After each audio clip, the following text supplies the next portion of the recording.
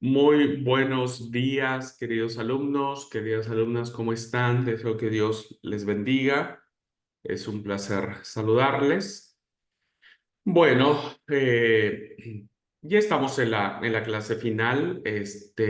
Lo que podríamos abarcar hoy no haría la diferencia en cuanto a lo que hemos venido manejando en las clases anteriores. Pues estábamos analizando parte por parte, pero bueno, yo creo que con lo que hemos hecho puede despertar con ustedes el deseo de seguir investigando, de seguir eh, compartiendo, ¿no es cierto?, la, la idea de profundizar en el texto y creo que eso es algo muy, muy lindo y bueno, me parece importante que lo tengan. Eh, Como les he dicho, les voy a asignar a cada uno. Ya tengo quienes ¿cómo es? Me informaron que están tomando la clase de hechos y quiero decirles que voy a subir con ustedes estos dos comentarios para que ustedes los vean. Son muy buenos comentarios. Un comentario pertenece a Es un muy buen comentario. Los Hechos de los Apóstoles, el tomo uno. Creo que tengo el tomo 2, espero que sí. Esto va de capítulo 1 al capítulo 8, versículo 40, y es de eh, Fitzmayer. ¿Dónde está el autor? De Joseph eh, Fitzmayer. Es un buen comentario, lo voy a subir ahora a la plataforma. Voy a ver si tengo el capítulo, el tomo 2 para que ustedes puedan echar mano de él. Bueno, este es un muy buen comentario que viene principalmente, trae el texto, diríamos, el texto bíblico, luego un comentario personal del autor y luego viene desglosado palabra por palabra, casi versículo por versículo. Entonces, es muy buen elemento para que ustedes lo puedan tomar como referencia, ¿verdad? Y el otro que tengo para compartir es el de, ah, se los muestro. ¿Dónde está el otro? Aquí está. De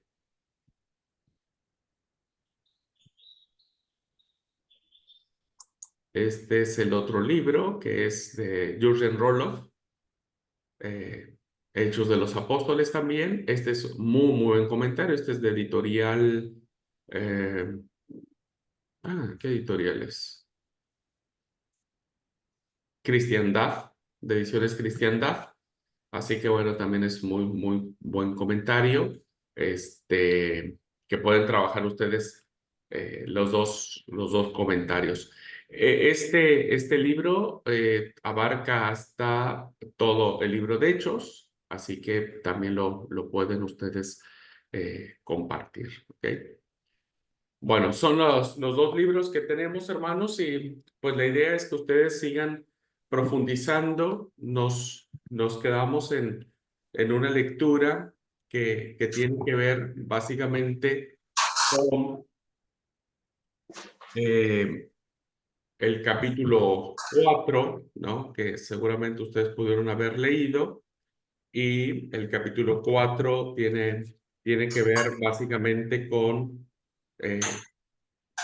las cosas que dice el texto que tenían en común las personas, ¿verdad? Eh, y está el pasaje de Ananías y Zafira. Bueno, solo como para que ustedes puedan tener una idea de qué trata esta lectura, que la voy a comentar y que me gustaría que ustedes la profundizaran más en los textos que les he dado. Esta es una lectura que tiene básicamente la intención de parte de Lucas de poder decirle a la comunidad lo importante que eran dos cosas. La vida comunidad, en coinonía, diríamos, ¿verdad? Y cómo esta vida en comunidad estaba entrelazada o intercalada con el tema de la resurrección del Señor. Entonces vemos en el versículo 32 que la multitud se ha multiplicado, es decir, el evangelio ha crecido de manera exponencial y habla de una unidad, ¿no? De corazón, de alma. Nadie decía que lo suyo era de él, ¿no? Sus posesiones, sino que todas las cosas tenían en común. Este es, hermanos, el tema central que va a abarcar las dos historias que Lucas nos quiere plantear, ¿no? Eh, lo que era la vida en comunidad, ¿no? La vida de los primeros cristianos como una forma muy idílica, ¿no? O muy soñada, pero que al final, bueno, no fue tan así. ¿Por qué digo lo siguiente? Miren, dice esta narración que estamos viendo que el versículo 3 es como una, 33, perdón, es como una incorporación, porque el versículo 33 dice, y con gran poder los apóstoles daban testimonio de la resurrección del Señor y del Señor Jesús, y la gracia era con ellos. Vean cómo la resurrección sigue siendo el tema principal de las comunidades cristianas, sigue siendo el mensaje principal de lo que significa el avance del Evangelio. Pero eso es como una intercalación. Diríamos que es como que Lucas no quiere que sus oyentes olviden en el transcurso de la lectura de su libro lo que significa básicamente el tema de la resurrección. Ahora, volvemos al versículo 34 y vuelve otra vez el mismo tema, ¿no es cierto? Ninguno había necesitados entre ellos porque lo que poseían, tanto heredades como casas, las vendían y ponían el precio a los pies de los apóstoles y respondían cada uno a su necesidad. Bien, esto nos plantea algunas situaciones de lo que sucedía en las comunidades cristianas. Es decir, esto era una regla general para las comunidades cristianas del primer siglo y la respuesta es no, ¿verdad? Aquí Lucas nos dice que hay como un tema de cómo tendrían que haber sido las primeras comunidades y era re lindo, ¿no? Nada era suyo, lo que tenían, casas, terrenos, chacras, cuentas en el banco, dicen que los vendían y lo traían a los pies de los apóstoles para ser recibidos, para ser repartidos conforme a su necesidad. Bueno, esta parte, hermanos, de que vendían todo, pues evidentemente no se corrobora en el testimonio de la escritura del Nuevo Testamento. Voy a poner dos ejemplos concretos, ¿verdad? Dos ejemplos concretos. El primer ejemplo tiene que ver con lo que pasaba en la iglesia de Corinto. Pablo nos cuenta que en la iglesia de Corinto había un problema muy grave, ¿verdad? Muy grave. Y resulta que en la iglesia de Corinto, la mayoría de los miembros de la iglesia de Corinto, pues eran pobres, la peleaban. Algunos eran esclavos, algunos iban al día y otros, la verdad, estaban en una situación económica muy comprometida. Y un porcentaje muy bajo, diríamos, de los hermanos de Corinto, pues tenían plata, ¿no? Tenían dinero, casas, posesiones y demás. Entonces, el problema que había en la iglesia de Corinto es que cuando se hacía la cena del Señor, pues los ricos se adelantaban, ¿no? Y llegaban primero a la casa donde se hacía la cena o se hacía la reunión y comían todos juntos y celebraban la cena y no esperaban a los pobres, digamos que salían tarde del laburo, que no tenían esa condición social y económica como para darse el lujo de decir, bueno, ahora falto al trabajo y me voy a celebrar la cena. Entonces llegaban después, o sea, llegaban tarde y cuando llegamos ya no había nada, entonces lo habían morfado los ricos, ¿no? Entonces, cuando nosotros vemos la indicación que Pablo da a la iglesia de Corinto, fíjense que de manera contraria a lo que aparece aquí en Hechos, Pablo no le pide a los ricos que vendan sus bienes. No hay indicios de que los ricos de la iglesia de Corinto hayan tenido que vender sus casas, sus posesiones, y que Pablo le diga, bueno, vamos a resolver este tema, vendan todo, lo que son ricos, vendan todo y vamos a repartírsela aquí a los pobres. Eh, Evidentemente, hermano, pues esa no fue la indicación. La única indicación que Pablo dijo, bueno, esperen, no sean mala onda, diríamos, y esperen a que los otros lleguen a tiempo y juntos puedan celebrar la comunidad, la comunión, ¿verdad? La comunión. Entonces, no era una regla general en las iglesias cristianas hacer ese tipo de situaciones. Tan es así que hoy nosotros tampoco sucede. ¿Cuántos pobres puede haber en nuestra iglesia y cuántos hermanos o hermanas tienen plata, tienen camionetas, tienen autos, ¿no? Tienen casas, tienen chacra, tienen terreno, tienen hierba, tienen tabaco, tienen teales, vacas, un montón de cosas como para vender y repartirla a los miembros de la iglesia para que todos tengan un poquito, ¿no? Eso no sucede. Al menos no he escuchado de nadie.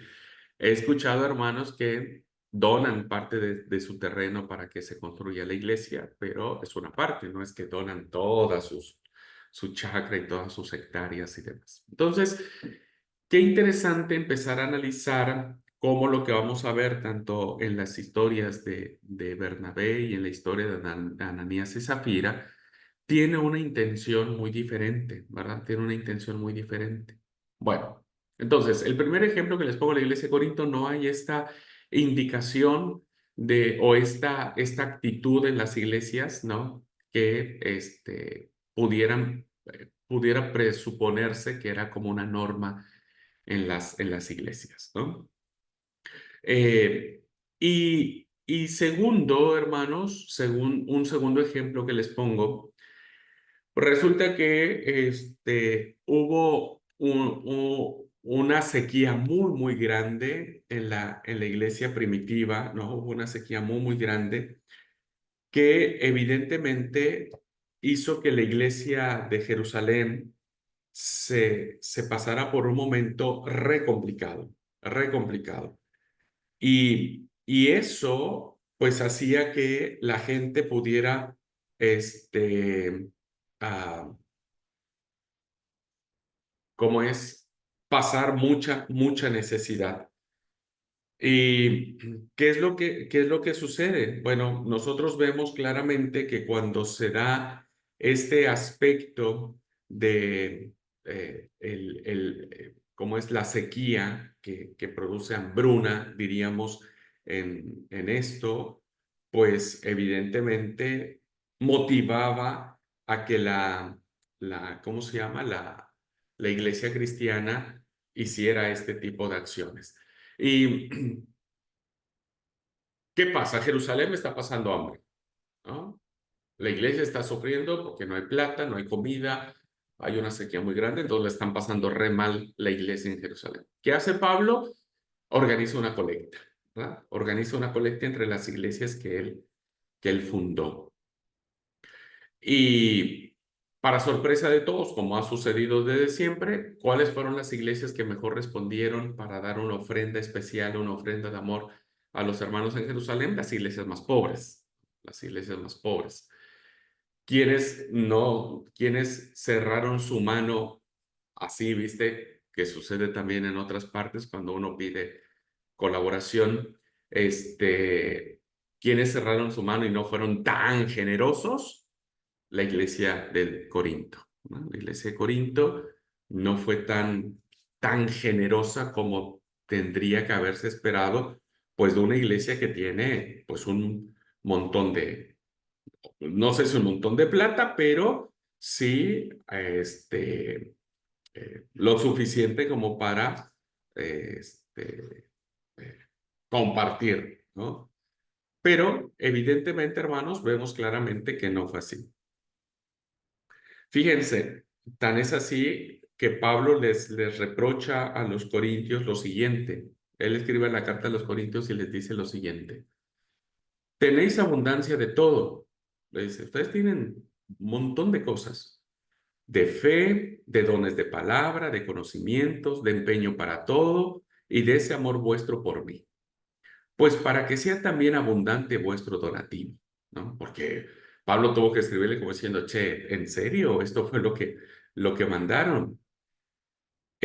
Ya sabéis lo generoso que fue nuestro Señor Jesucristo. Siendo rico se hizo pobre por vosotros para enriqueceros con su pobreza. No se trata de aliviar a otros pasando vosotros estrecheces o necesidades, sino que, por exigencia de la igualdad, en el momento actual vuestra abundancia remedia la falta que ellos tienen, es decir, la iglesia de Jerusalén, para que un día la abundancia de ellos les ayude a ustedes cuando tengan necesidad. Vean entonces cómo el apóstol Pablo reprocha fuertemente a la iglesia y le dice, o sea, la vida es la rueda de la fortuna, dice, ¿no? A veces estamos arriba, a veces estamos abajo. Extiendan su mano para que cuando ustedes tengan necesidad, pues no, no, pues la iglesia les puede ayudar a ustedes, ¿no? Porque todos en algún momento tenemos necesidad.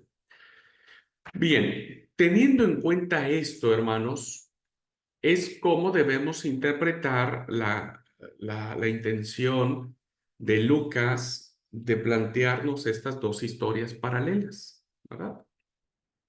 No debemos separar la historia de José con la historia de Ananías y Zafira.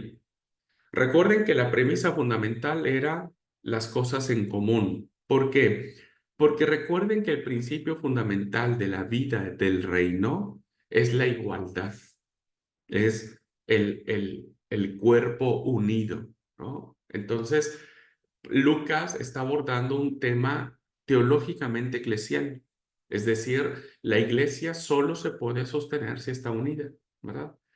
Y estar unidos, pues significa no solamente decirle, hola hermano, ¿cómo estás? Sino también en qué te puedo ayudar, en qué te puedo echar la mano, decimos, ¿no?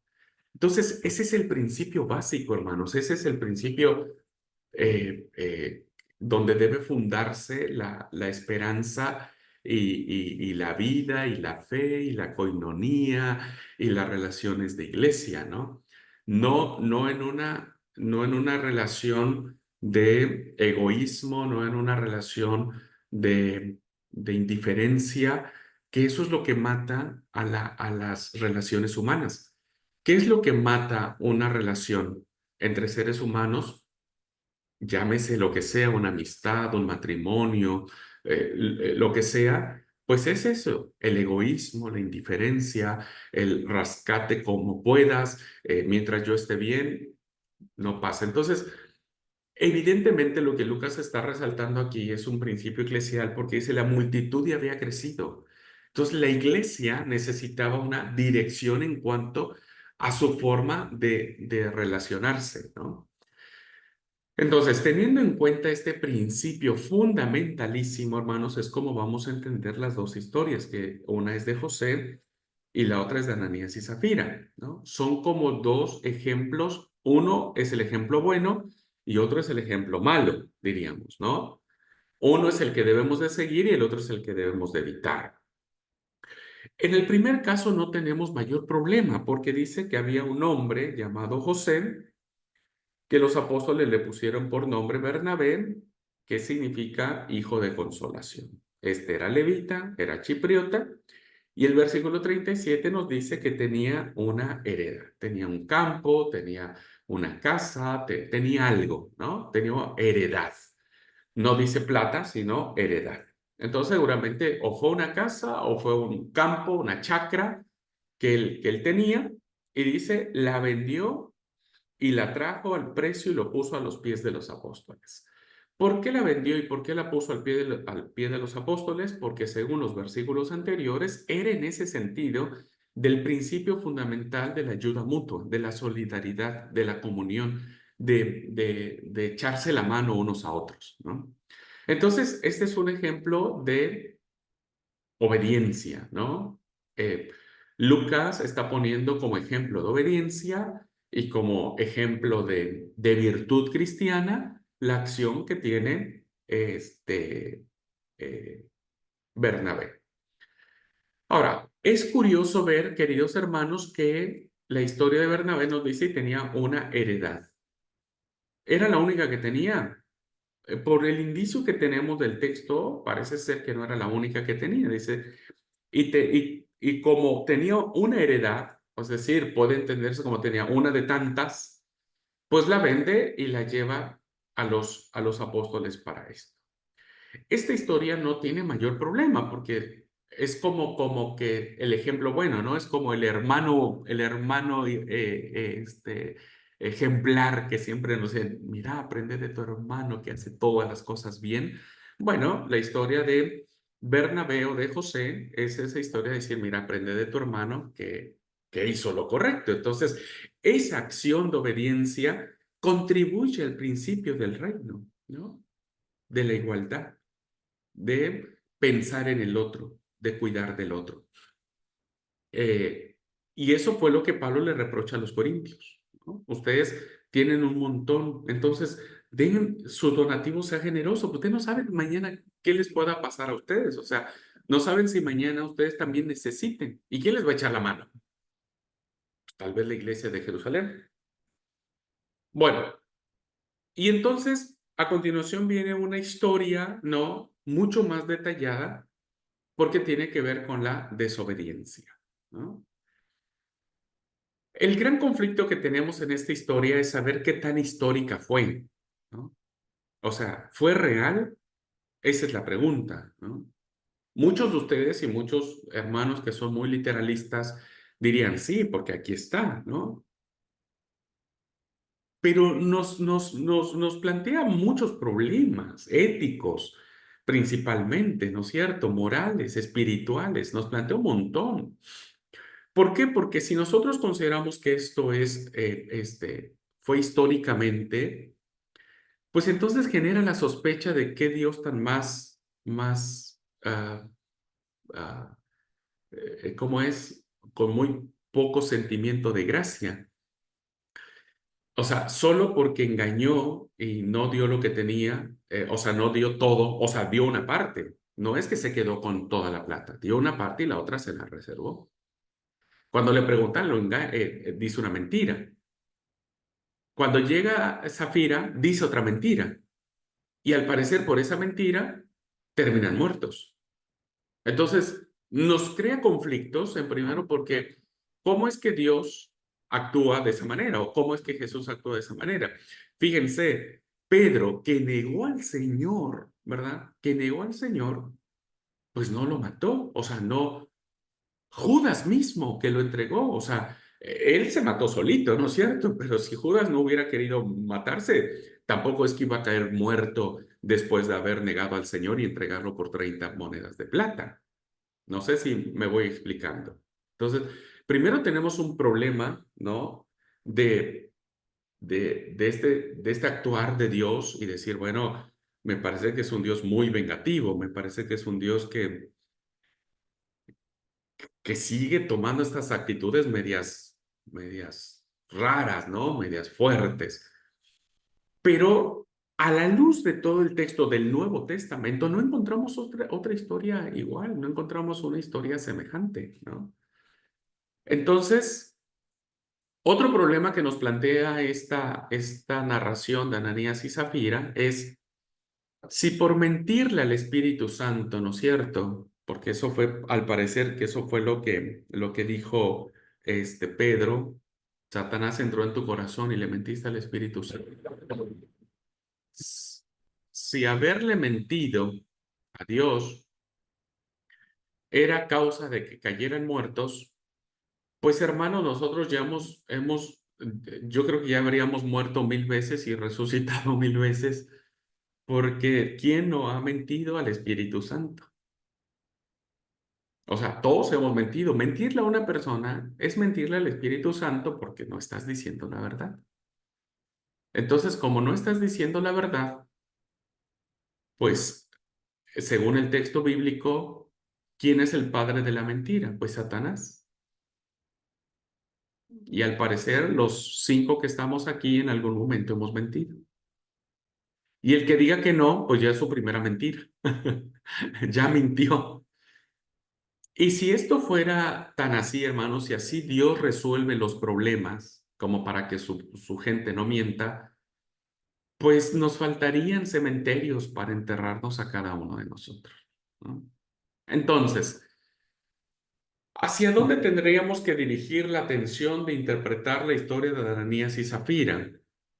Y la respuesta es que no olvidemos, hermanos, que cuando se escribe esta historia, es una historia que ya pasó mucho tiempo, pero que quedó muy grabada en el pensamiento de la iglesia primitiva. Tan es así que pues, Lucas la retoma y la incorpora a su libro, ¿no? Pero ¿por qué Lucas echa mano de esta historia? ¿Y por qué la enlaza con la historia de José o de Bernabé? ¿Y por qué la enmarca dentro de este gran tema que tiene que ver con que todos tenían que participar de la misma, de un mismo sentir, de un mismo corazón, alma, cuerpo y demás, ¿no? Y el secreto o más bien, la interpretación o el abordaje de interpretación que podemos dar en esta historia pueden ser dos propuestas, ¿no? Pueden ser dos propuestas. Yo descartaría un poco la cuestión histórica de decir que así es como Dios va a resolver los problemas, porque, insisto, las iglesias que había en el primer siglo pasaban por mucho más situaciones y nunca, o sea, la iglesia de Corinto nadie cayó muerto porque no dieron lo que tenían que haber dado, ¿no? Ya vimos el testimonio. Entonces, me parece que sí algo hubo que Lucas la toma como una tradición y le incorpora a su libro como ejemplo, pero voy a plantearle dos propuestas. La primera propuesta tiene que ver, hermanos, con que esta historia nos recuerda al Edén, ¿no? Nos recuerda a la caída en el jardín del Edén, nos recuerda a Adán y Eva. Y ustedes me dirán, ¿cómo una historia de esta naturaleza nos puede retrotraer hacia allá? Bueno, dos cositas que me parecen interesantes. Cuando nosotros leemos en el Génesis la historia de la caída del hombre, de Adán y de Eva, vemos claramente que su problema fue la desobediencia, ¿no? Y entonces, por la desobediencia entra la muerte. Adán y Eva desobedecen y al desobedecer, ¿qué entra? Pues la muerte, ¿no? ¿Y qué vemos aquí en la desobediencia que tuvo Ananías y Zafira? Pues que entró la muerte. Evidentemente, hermanos, parece ser que aquí hay un tema teológico de recordar a los lectores que las consecuencias del pecado siguen siendo las mismas, la muerte, y que solamente la resurrección del Señor, fíjense, muerte y resurrección van unidas, ¿verdad? Que este es el tema que está intercalado en esta narración, según el versículo 33.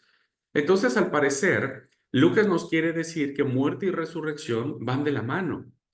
El pecado sigue estando presente en la vida de la comunidad, de la iglesia, pero solo puede librarnos de la muerte eterna la resurrección del Señor, ¿no? El hecho de creer que Jesús resucitó y si Jesús resucitó de entre los muertos, nosotros seremos salvos. Entonces, fíjense cómo hay una relación de vida-muerte, ¿no? Tanto en el Génesis como acá. Y si se dan cuenta, el relato de cuando todo era lindo, cuando todo era hermoso, solamente está circunscripto al capítulo 1 y al capítulo 2 de Génesis, donde todo era paz, armonía, felicidad, que lo mismo sucede con la historia de José. La historia de José nos lo cuentan solamente en un versículo, ¿no? En donde él hace lo correcto, en donde él está haciendo lo correcto.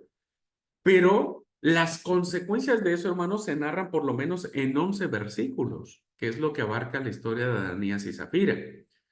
Bueno, si ustedes ven las consecuencias del pecado desde el Génesis, nos vamos a dar cuenta, hermanos, que a partir del capítulo 3 de Génesis hasta Apocalipsis, que pasan un montón de libros, pues estamos viendo las consecuencias del pecado. ¿verdad? Estamos viendo las consecuencias de la muerte. Entonces, esta primera postura se me hace muy interesante porque me parece que puede ser que Lucas tuviese en mente poner a sus lectores en la justa perspectiva de la salvación, ¿no? Recuerden que Lucas viene hablando de ser salvos.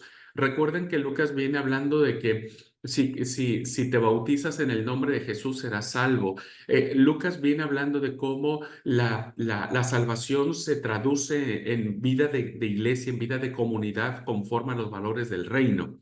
Entonces, Lucas le está diciendo al pueblo que nadie puede vivir la vida en muerte, ¿verdad? Porque la muerte no es el camino. La desobediencia que lleva consigo la muerte no es el camino. Entonces, por eso Lucas le dice, ojo con esto, ¿verdad? Ojo con esto. Nosotros tenemos que ir por el camino correcto. No caigamos en seguir viviendo a partir de Génesis 3. Tenemos que volver a Génesis 1 y a Génesis 2.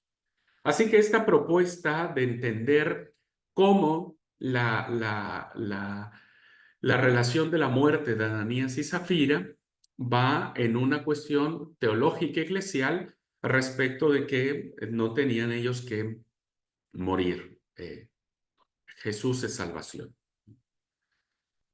La segunda propuesta de lectura que podemos darle a esto, hermanos, pues tenía que ver con este sentimiento o esta idea de cómo vivir esa salvación.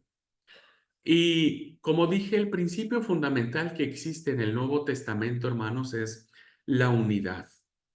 eh, Todas las cartas de Pablo apuntan hacia eso, ¿no? Perdónense unos a otros, cuídense unos a otros, ámense unos a otros, que nadie tenga mayor pensamiento de sí mismo que el que debe de tener, no se peleen, si se muerden, bueno, traten de no consumirse, guarden la unidad de la fe, sean todos uno, etcétera. Este es el pensamiento que permea en todo el Nuevo Testamento. Y al parecer, estas dos historias nos plantean que eso es lo fundamental que debe existir en la comunidad cristiana, ¿no? El hecho de cuidar del otro.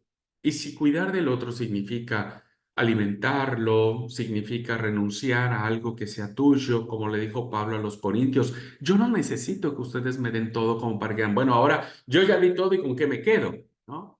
Pablo dice, yo no quiero que ustedes den para que queden pobres y que ahora nosotros tengamos que darles a ustedes. No, lo que yo quiero, lo que yo les pido es que lo que ustedes den sea lo suficiente para que quienes viven en necesidad sean aliviados en esa necesidad. Este es el principio básico y me parece que este es también una linda lectura de qué es lo que sucede cuando alguien eh, no cuida de su hermano. Y esto me hace reflexión en lo que dice Juan. ¿Recuerdan lo que dice la primera carta de Juan? El que, el que dice que ama a su hermano, ¿verdad? Dice, el que no ama a su hermano, dice primera carta de Juan capítulo 3 versículo, ay, se me fue, 14. Dice, nosotros sabemos que hemos pasado de muerte a vida, en que amamos a los hermanos. El que no ama a su hermano permanece en muerte. Todo aquel que aborrece a su hermano es homicida. Y sabéis que ningún homicida tiene vida eterna permanente en él. Este es el principio, hermanos, ¿no? No amar al hermano es estar muerto. Y esto es lo que pasó con Ananías y Zafira.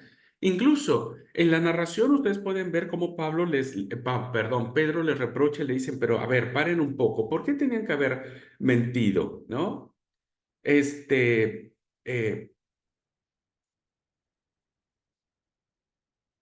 si vos no hubieses querido dar, ¿no es cierto? Pues no lo hubieras dado, no había necesidad de mentir. Porque sabes que la mentira no tiene que ver en función tuya. O sea, la mentira no te perjudicó a vos. tu mentira perjudica, ¿verdad?, al principio de la unidad, de la comunidad, del estar juntos. Y esto es la parte importante. Dice, ¿por qué mentiste y te quedaste con precio de la herencia y la retuviste? ¿No se te quedaba a ti? O sea, no había necesidad, yo no te obligaba, nadie obligaba a nadie. Pero no atentaste contra el espíritu, diríamos, sino más bien, según el texto, atenta tanto Ananías como Zafira, pues atentan contra el hermano, contra la necesidad, porque se supone que José vendió su terreno para poner a los pies de los discípulos y estos repartían conforme a la necesidad de cada quien. Lo mismo iba a suceder con el campo que vendió Ananías y Zafira. Iba a ser puesto para beneficio de los hermanos. Por eso al final, en el versículo 11 de esta narración, dice, y vino gran temor sobre toda la iglesia y sobre todos los que oyeron estas cosas. Es decir, no solamente el efecto, hermanos, es eclesial, el efecto es universal, porque las consecuencias de la muerte son universales, porque la consecuencia de la muerte eterna no solamente pasa por los judíos cristianos, sino para todas las personas. Entonces, me parece que el peso de esta narración, ¿no? Que tiene que ver con todas las cosas en común, este principio fundamental de que el otro es la imagen de Dios, este principio fundamental de cuidar del otro, de proteger del otro, de sacar cara por el otro, sin condición, sin recibir nada a cambio, sin sacarse selfies, sin publicarlo por las redes sociales, ¿no? Este es el principio fundamental del reino. Una iglesia que es capaz, ¿no es cierto?, de que lo que tienen no lo consideran como suyo, sino que son de Dios. Todo lo que tenemos es de Dios y tenemos que ser siempre generosos para dar a las personas y que estos puedan ser repartidos en su necesidad, ¿no? ¿Cuál es el ejemplo que debemos seguir? José o Bernabé. ¿Cuál debemos evitar? Pues el de Ananías y Zafira, porque evitándolo, ¿no es cierto?, pues lo único que estamos haciendo es dañando al Espíritu Santo. Perdón, dañando al hermano que es el reflejo del Espíritu de Dios, ¿no? El otro es semejanza de Dios. Así que en ese sentido, queridos hermanos y hermanas, está la idea de cómo nosotros tenemos que vivir este principio. Sucede que a veces cuando dice, bueno, vamos a levantar una ofrenda de amor por una persona. Bueno, en México sacamos las monedas de lo que nos molesta, porque hay muchas monedas, ¿no? De 50 centavos, de 1 peso, de 5 pesos, y eso damos. Aquí en Argentina damos, no sé, un billete de 10 pesos, 20, 50, 100 pesos, que realmente hoy un billete de 100 pesos, la verdad que no vale absolutamente nada, ¿no? Y nadie ha caído muerto, ¿no? Nadie ha caído muerto. Sin embargo, esta lectura nos ofrece a nosotros el tremendo desafío de que el que no ama a su hermano está en muerte. Por más que seas consagrado, consagrada, por más que seas el mejor del mundo, si tu corazón no está pensando en el otro, pues realmente estás camino de Ananías y Zafira, ¿no? Entonces, me parece que esa sería la lectura que podríamos darle a esta narración y que sigue apuntalando fuertemente el peso que se tiene respecto de la temática que Lucas ha venido planteando desde el capítulo 1. ¿Ok? Muy bien, pues vamos a cerrar entonces ya la cursada de esto. Si hay alguna pregunta, duda o comentario de esta narración, por favor, háganmela saber. Ya les presenté a ustedes los libros o los comentarios que voy a subir para que les asigne a ustedes la narración y trabajen sobre ella. ¿Qué les aconsejo, hermanos? Lean primero en Reina Valera la porción de la narración que les toca. Segundo, léanlo en por lo menos 3 versiones, porque las narraciones van a ser chiquitas, no les voy a dejar que lean todo el libro de Hechos. Entonces, léanlo por lo menos en 3 versiones diferentes, ¿no? Pueden ser católicas o protestantes. Yo les sugiero que hagan variado, ¿no? Puedan leer, por ejemplo, en Nueva Traducción Viviente, en la Biblia de Jerusalén, la Biblia este, de las Américas o en la NBI. Entonces, busquen esas traducciones, incluso ya en Google ustedes le ponen su narración y ponen la versión que quieran leer. ¿Ok? Entonces, primero hagan eso, antes de empezar a buscar nada y antes de empezar a investigar nada. Lean primero eso. Luego, hagan ustedes sus propias preguntas. Todavía no metan la mano en ningún comentario, no busquen en ningún lado, no googleen, no googleen. Empiecen a escribir sus preguntas, pregúntenle al texto, ¿no? ¿Por qué esto? ¿Por qué el otro? ¿Por qué aquello? ¿Por qué dijo? ¿Por qué no dijo? ¿Por qué lo planteó? Háganle todas las preguntas y escríbanlas, escriban sus preguntas. Yo les sugiero que en una hoja, ¿verdad? Escriban su narración y así como al margen, den un espacio al margen y hagan una flechita y pongan, ¿por qué esta palabra? ¿Por qué esta actitud? ¿Qué quiso decir con eso? Entonces, empiecen a dialogar ustedes personalmente con el texto. Personalmente empiecen a dialogar con el texto. Insisto, no investiguen nada, ¿ok? Entonces, primer paso, leer varias veces, tranqui, tranqui, no necesitan correr. Insisto, sus narraciones no van a ser muy largas. Bueno, capaz sí, pero no es todo el libro. Y después dialoguen con el texto. Afinen el ojo, afinen el oído. eh, Hagan todas las preguntas, todas, todas, todas, todas. Aunque parezcan pavas, hagan todas las preguntas a su texto, ¿ok?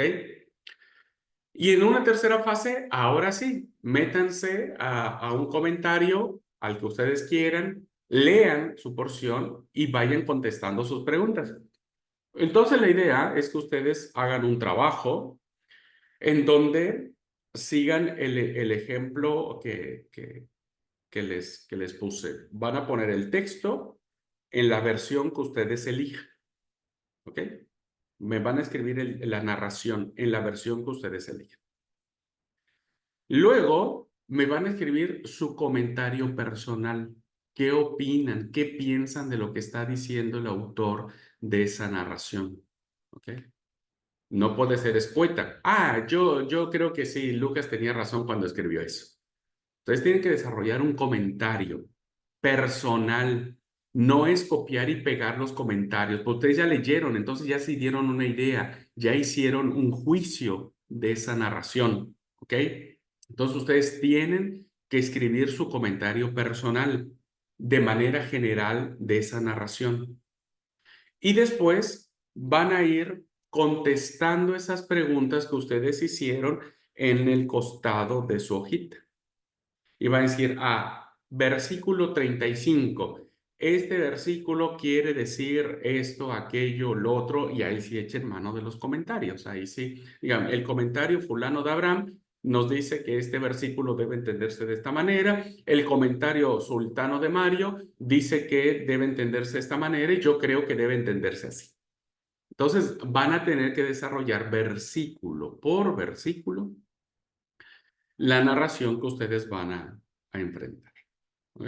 Entonces, van a trabajar de esa manera. Yo les voy a dar un muy buen tiempo para que ustedes lo vayan desarrollando. Así que esa narración que yo les voy a asignar se la van a tatuar, se la van a tatuar, la van a soñar, la van a compartir, la van a comer, la van a beber, la van a todo. Va a ser suya y de esa manera van a presentar su trabajo final. ¿Ok? Entonces, insisto, las consignas van a estar en la plataforma, pero para si hay alguna pregunta. El texto que ustedes elijan, en la versión que ustedes elijan, la van a transcribir. Su comentario, es decir, yo pienso esto, yo Abraham Marín pienso que esta historia, como hoy yo hice con la narración de Ananías y Zafira, yo pienso que es esto. Incluso lo que yo pensé ahora de esta narración no vino de los comentarios que yo leí. Esto es mi apreciación al respecto, ¿no? Y al final van versículo por versículo contestando las preguntas que puedan ser relevantes para ese versículo que ustedes están desarrollando. ¿Ok? ¿Alguna pregunta, hermanos? ¿Pregunta, duda, comentario?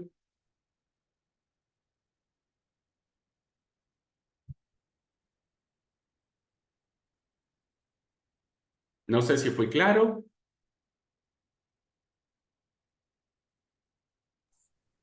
Sí, claro, Perfecto. clarito, clarito.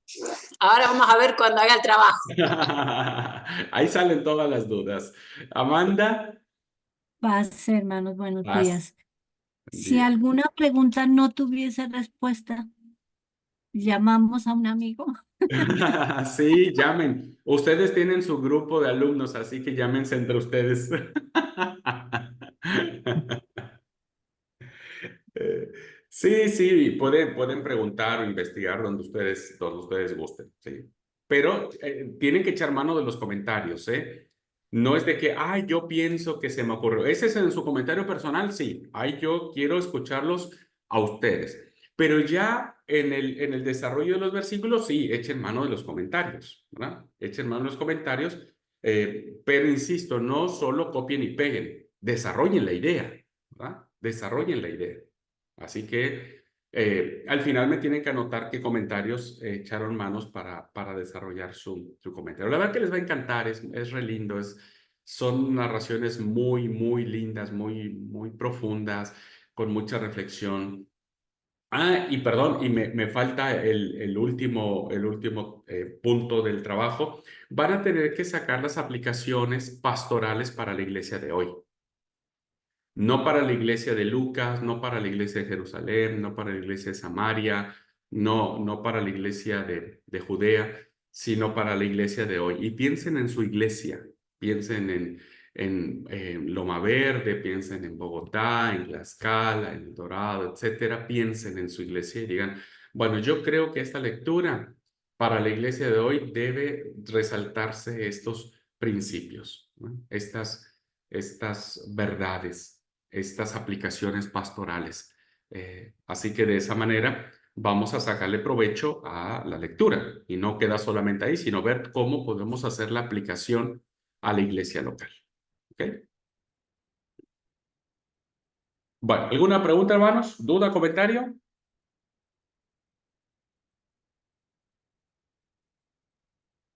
¿No? Bueno, entonces, pues vamos a cerrar la cursada, vamos a hacer la oración para cerrar esta cursada y que Dios los ilumine, pidan que el Espíritu Santo los guíe, los ilumine, les dé sabiduría para poder sacar este trabajo y que lo puedan disfrutar. Esto les va a ayudar mucho, hermanos, véanlo como un ejercicio que les va a ayudar a aprender o que aprendamos todos a discernir las escrituras, que no solamente seamos oidores de las escrituras, sino que aprendamos a discernirlas, que aprendamos a acercarnos al texto, no esperando que el texto diga lo que nosotros queremos, sino ir mucho más allá, ¿no? Ir mucho más allá.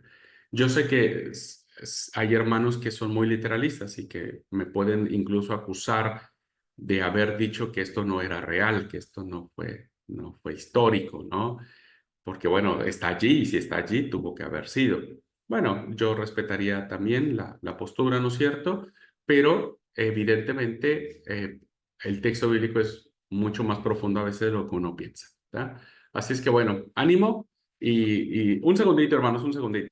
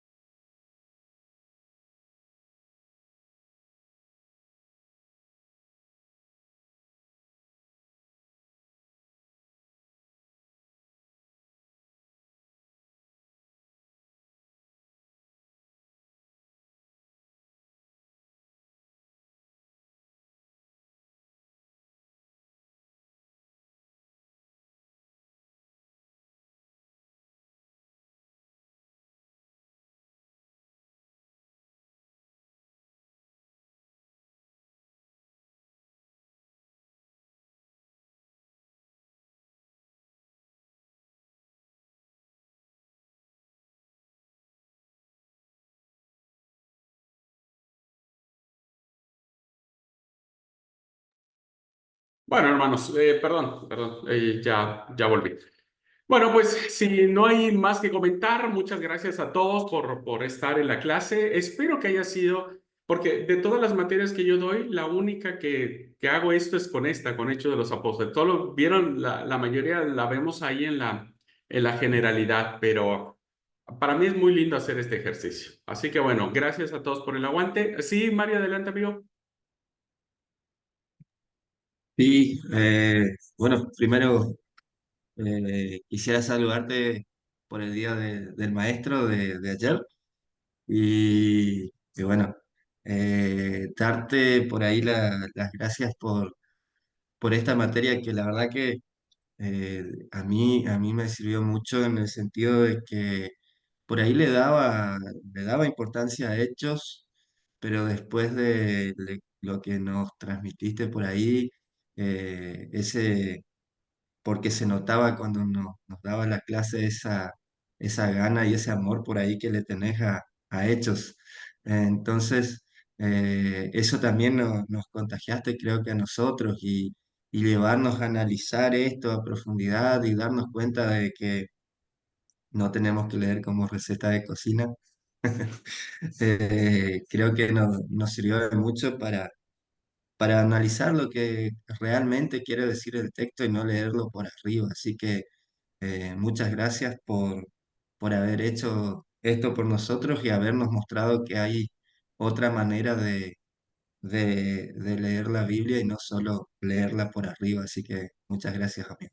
No, gracias a ustedes. Espero, insisto, que les sirva. Y esto aplica en todo, ¿eh? No solo aplica en Hechos, esto aplica a todos los libros de la Biblia. A todos, a todos, a todos, a todos.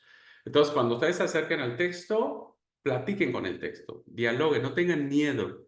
No tengan miedo de preguntarle al texto. El texto siempre va a responder, pero hay que afinar siempre, como digo, el oído y la vista para que eso suceda, ¿no? Así es que no lean la Biblia como recetas de cocina. Disfrútenla, saboreenla, vayan a la profundidad y van a encontrar cosas muy lindas. Sí, Amanda, adelante. Mm, Sí, me adhiero primero al saludo y al agradecimiento que hace nuestro hermano Mario. La verdad, todas las materias que vemos con usted y obviamente con todos los maestros son de demasiado interesantes y han sido de gran bendición para nosotros. Y pues está mucho más porque realmente acá sí estamos masticando finito, finito, finito todo. No solo mirando lo que puede aplicar para mi vida, sino el contexto, de dónde viene, por qué. Muchas veces hemos leído la Biblia y creo que tantos pasajes que han pasado por nuestro corazón, por nuestros ojos, pero no le hemos dado como esa, em, como esa importancia de leer minuciosamente todo. Este trabajo que vamos a hacer va a ser no solamente un reto, sino esa, esa prueba para nosotros, ¿no? Si realmente aprendimos de usted todo ese amor que tiene por cada uno de estos libros, ¿no? Que leímos y que estudiamos en esta materia y todo lo que hemos visto. Yo sí estoy muy agradecida con Dios primeramente de haberme dado la oportunidad de estudiar en este seminario y con cada uno de los maestros, más con usted porque se nota ese amor, esa pasión y eso nos lo transmite. Y quiera Dios que lo que usted nos transmite sea en nosotros para que nosotros también podamos transmitirlo no solamente a nuestra iglesia a la que pertenecemos, sino a la gente que está afuera que más lo necesita. Nosotros nos limitamos solamente a hacer lo que a veces nos dejan hacer en la iglesia y no más. Em, Nos han exhortado tanto usted como no, la maestra Perla de que hay otras religiones que hacen más allá de lo que se debe hacer, y eso es lo que nos hace falta, hacer más para poder llegar a más gente, que eso es lo que nos ha pedido y lo que es el propósito de Dios en nuestras vidas. Muchas gracias, muy agradecida. Un abrazo desde Colombia, gigante, gigante. No solamente a usted, sino a mis compañeros, y los amo en el amor del Señor. Gracias, Amanda, gracias. El amor es mutuo, es correspondido, creo que de todos. Muchas gracias. Y sí, pues anhelo que todo lo que aprendemos juntos, porque es un aprendizaje juntos, sus comentarios, sus retroalimentaciones, su buena onda, pues la verdad que eso lo hace a uno que esto sea un placer. Hacer esto es un placer. Así que bueno, gracias, Amanda. Gracias, Esme, por tus felicitaciones. Muchas gracias. Te mando un abrazote y bueno, pues vamos a ahora para cerrar este tiempo, ¿les parece? Y bueno, que Dios los acompañe. Sé que va a ser un tremendo desafío, pero créanme que esto va a abrir muchas puertas en su vida futura. Cuando terminen su seminario, ustedes van a pasar toda una vida escudriñando las escrituras, preguntando, contestando, aclarando el panorama, pero como dijo Amanda, la idea es no quedarnos en el intelecto, sino ir más allá, que es proclamar el reino de Dios, ¿no es cierto? Y establecer su evangelio a todo lo que se pueda hacer. Hagan lo que Dios quiere que hagan. Hagan siempre lo que Dios quiere que hagan. Y, y, y si hay que caminar una milla más, pues hay que caminar la milla más. Si hay que ir un paso más, pues hay que dar un paso más. Eh, Creo que el libro de Hechos nos lo plantea de esa manera, ¿no? Siempre es un libro que dice hay que dar un paso más, un paso más, un paso más. Y no se cansa de dar un paso más. Y creo que esa es una gran enseñanza que se tiene para cada uno de nosotros. Así que bueno, pues vamos a orar, hermanos, para cerrar este tiempo. Dios, te damos muchas gracias por tu amor, por tu misericordia. Gracias por este tiempo que nos brindas de enseñanza, de acercamiento a tu palabra. Gracias por la inspiración que diste a los escritores bíblicos para que pudieran transmitir con esta hermosura y esta profundidad el pensamiento tuyo, Señor. Te ruego que bendigas a cada alumno, a cada alumna, Señor. Dale sabiduría en este trabajo final que van a realizar. Permite que ellos lo puedan usar y lo puedan llevar a cabo con amor, con diligencia y sobre todo guiados por tu Espíritu Santo. Permite, oh Dios, que esto despierte en ellos, en nosotros, esta pasión por conocer más de ti a través de este libro maravilloso que nos has dado como testimonio de tu revelación. Gracias por esta cursada, Señor. La cerramos en tu nombre y pedimos que tu santa bendición nos acompañe y nos bendiga desde ahora y para siempre, en el nombre de Jesús. Amén. Bueno, pues muchas gracias. Gracias, Esther, Mario, Amanda, Esme, a todos los hermanos que están en la clase grabada también. Bueno, les mando un abrazote y pues nos estamos viendo. Tenemos esta semana de descanso. Ay, podrían haber sido 2 semanas, ¿no? O 3. Pero bueno, tenemos una semana de descanso que hay que aprovechar, darle gracias a Dios por ello. Y arrancamos ya, dentro de una semana, el último tramo. No hay vuelta atrás, hermanos. Esto ya terminó, gracias a Dios. Este último tramo, que tendrán 4 materias que son muy lindas también, que son exquisitas, que va a ser hermenéutica bíblica, que tiene que ver con esto, un poco de interpretar la Biblia, cómo acercarnos al texto. Van a tener lo que son las epístolas universales que tenemos que abordar, y bueno, me van a tener que aguantar. Y vamos a tener el libro de Apocalipsis, al final, Apocalipsis, y Espiritualidad Cristiana 2, ¿no? Porque con eso cerramos. Necesitamos que retomemos otra vez la clase de espiritualidad que tuvimos al principio. Y bueno, hermanos, hasta ahí quedamos. Hasta ahí quedamos, hasta la eternidad, creo yo. Así que bueno, gente linda, nos estamos saludando. Cualquier cosa, yo me voy a poner ahora en campaña para escribir las consignas y subir a la plataforma ya sus narraciones. Y bueno, una semana, ¿les parece bien de tiempo para entregar ¿O es mucho? Una semana. Tenemos una semana para hacer lo de la profe Perla, entonces no nos alcanza. Para mí, por lo menos, no. Yo pensaba darles 3 días, Amanda. Oh, no. No, Claro, no, no. una semana después de la semana de descanso, porque la semana de descanso es de descanso. No, no, tranqui, tranqui. Les va a dar tiempo suficiente porque les va a ayudar. Así que tranqui, sí, sí. Para que ustedes lo hagan. Nada más, insisto, las narraciones no son tan complicadas, ¿no? Lo quiero que hagan el ejercicio. Eso sí quiero. Dice, no, Mario, aboga por más días, dice Esme. Bueno, listo, Esme, ya está. Después de la semana de vacaciones, al siguiente día tienen que entregar. Vale. Gente hermosa, Dios los bendiga. Nos vemos pronto. Cuídense. Lindo día para todos.